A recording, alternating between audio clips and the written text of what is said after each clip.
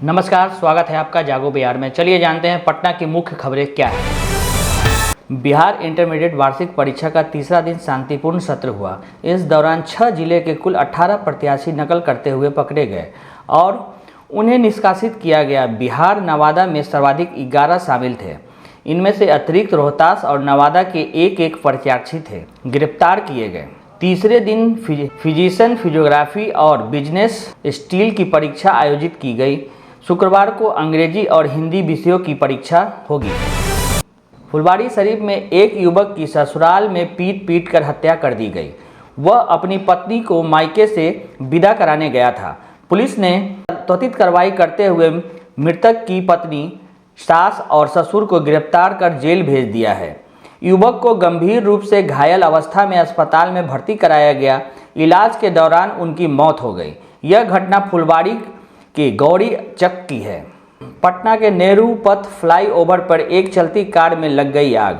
शास्त्री नगर थाना क्षेत्र में पिलर नंबर 25 के पास हुई घटना में कार सवार सभी लोग समय रहते सुरक्षित बाहर निकल गए।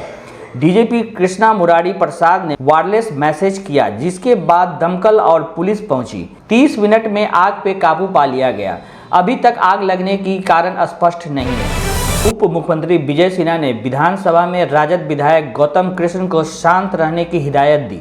उन्होंने तेजस्वी यादव को जंगल राज का युवराज बताते हुए राजद शासनकाल की विलोचना कर और परिवारवाद पर तीखा टिप्पणी की। विजय सिन्हा ने तेजस्वी यादव को महिला समाज पर बोलने का अधिकार पर भी सवाल उठाया, जिसमें सदन में गहमागहमी बढ़ गई। बिहार राजपथ परिवहन निगम ने होली के लिए 5 राज्यों को जोड़ने वाली बस सेवाओं का किया उद्घाटन। 15 फरवरी से 15 मार्च तक 120 अधिक बसें पटना, मुजफ्फरपुर, गया, पूर्णिया, दरभंगा से दिल्ली, हरियाणा, झारखंड, यूपी और पश्चिम बंगाल के लिए चलेगी। यात्रियों को दिल्ली पटना रूट पर एसी स्लीपर बस के 1893 रुपये से रियायती दरों पर टिकट उपलब्ध कराई जाएगी, जिसमें 900 से 1000 रुपये तक की सब्सिडी भी दी जाएगी। भारतीय रेल ने होली पर यात्रियों को बढ़ती भीड़ के लिए 1 से 22 मार्च तक कुल 1410 होली स्पेशल ट्रेन चलाने का निर्णय लिया है। इनमें से पूर्व मध्य रेलवे 285 विशेष ट्रेन का संचालन करेगी।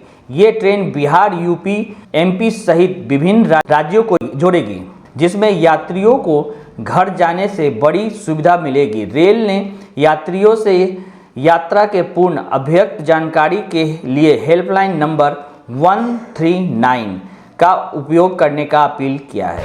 प्रशांत किशोर की जन स्वराज पार्टी ने बिहार में विधानसभा चुनाव को सुप्रीम कोर्ट में चुनौती दी है। याचिका में आरोप है कि चुनाव घोषित के बाद बिहार सरकार ने मुख्यमंत्री महिला रोजगार योजना के तहत महिलाओं के खाते में 10-10 हज़ार रुपये ट्रांसफर कर आचार संहिता का उल्लंघन किया है। पार्टी ने एक ऐसे सिरे से चुनाव कराने की मांग की है।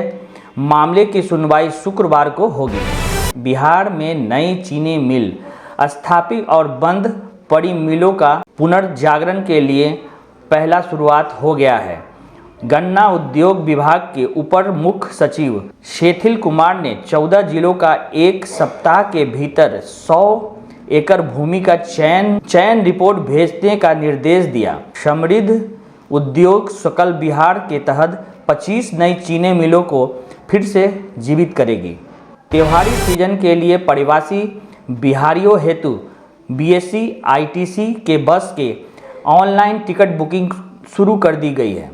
23 फरवरी से 23 मार्च तक लगभग 200 अंतर्राष्ट्रीय बसें दिल्ली, पंजाब, हरियाणा, यूपी, झारखंड और राज्यों के लिए चलेगी। यात्री नियम विशेष वेबसाइट पर सीट चुनकर अपना मनपसंद सीट ले सकते हैं।